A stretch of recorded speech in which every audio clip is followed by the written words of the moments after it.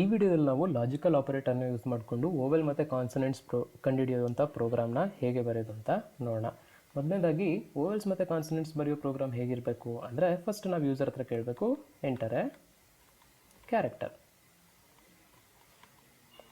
So ಏನು ಮಾಡ್ತಾರೆ, user ಒಂದು ಕ್ಯಾರೆಕ್ಟರ್ನ ಕೊಡ್ತಾರೆ. ಎಕ್ಸಾಂಪಲ್ ಈಗ ಒಂದು ಕೊಟ್ಟರು ಅಂದ್ಕೊಳ್ಳಿ.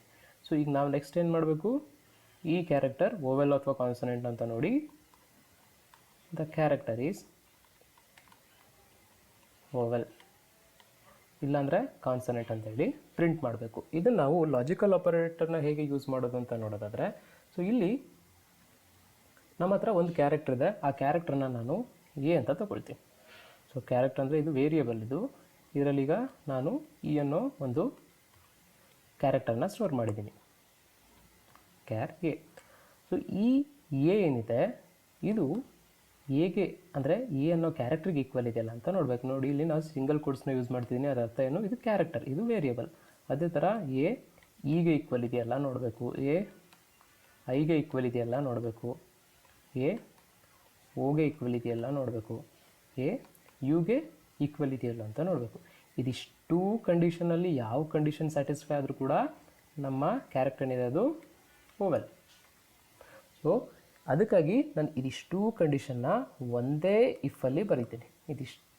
ಎಲ್ಲದರ ಮಧ್ಯದಲ್ಲಿ ನಾನು ಆರ್ ಆಪರೇಟರ್ನ ಯೂಸ್ ಮಾಡ್ತೀನಿ. ಸೊ ಅವಾಗ ಏನಾಗುತ್ತೆ, ಇದಿಷ್ಟು ಕಂಡೀಷನಲ್ಲಿ ಯಾವುದೇ ಕಂಡೀಷನ್ ಟ್ರೂ ಆದರೂ ಕೂಡ ನನ್ನ ಹೋಲ್ ಕಂಡೀಷನ್ ಏನಾಗುತ್ತೆ, ಟ್ರೂ ಆಗುತ್ತೆ.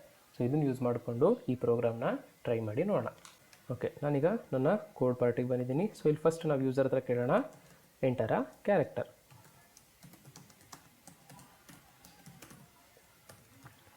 ಯೂಸರ್ ಕೊಡುವಂಥ ಇನ್ಪುಟ್ನ ನಾನು ಕ್ಯಾರೆಕ್ಟರ್ ವೇರಿಯೇಬಲಲ್ಲಿ ಸ್ಟೋರ್ ಮಾಡ್ತೀನಿ.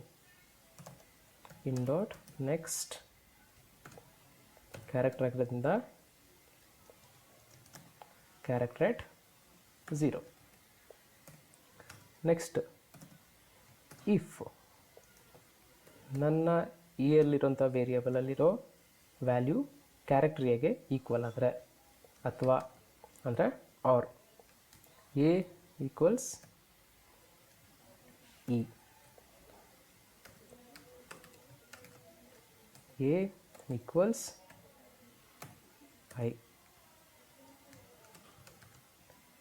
A equals O, A equals U. So ಇದಿಷ್ಟು ಕಂಡೀಷನ್ ಯಾವುದೇ ಕಂಡೀಷನ್ ಸ್ಯಾಟಿಸ್ಫೈ ಆದರೂ ಕೂಡ ಔಟ್ಪುಟ್ಟಲ್ಲಿ ಓವೆಲ್ಸ್ ಅಂತ ಪ್ರಿಂಟ್ ಆಗಬೇಕು. Character is vowel. ಇದಿಷ್ಟಲ್ಲಿ ಯಾವುದೇ ಒಂದು ಕೂಡ ಮ್ಯಾಚ್ ಆಗದೆ ಇದ್ದರೆ system dot out print the given character is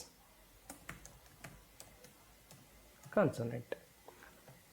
ನೋಡ್ಬೋದು ಇಲ್ಲಿ ನಾನು ಅಷ್ಟು ಕಂಡೀಷನ್ಸ್ನ ಬರೆದಿದ್ದೀನಿ, ಆದರೆ ಎಲ್ಲದರ ಮಧ್ಯೆ ಲಾಜಿಕಲ್ ಆರ್ ಆಪರೇಟರ್ನ ಯೂಸ್ ಮಾಡಿದ್ದೀನಿ. ಸೊ ಆರ್ ಯೂಸ್ ಮಾಡಿರೋದ್ರಿಂದ ಇದಿಷ್ಟು ಕಂಡೀಷನ್ ಯಾವುದೇ ಒಂದು ಕಂಡೀಷನ್ ಟ್ರೂ ಆದರೂ ಕೂಡ ಹೋಲ್ ಕಂಡೀಷನ್ ಟ್ರೂ ಆಗುತ್ತೆ.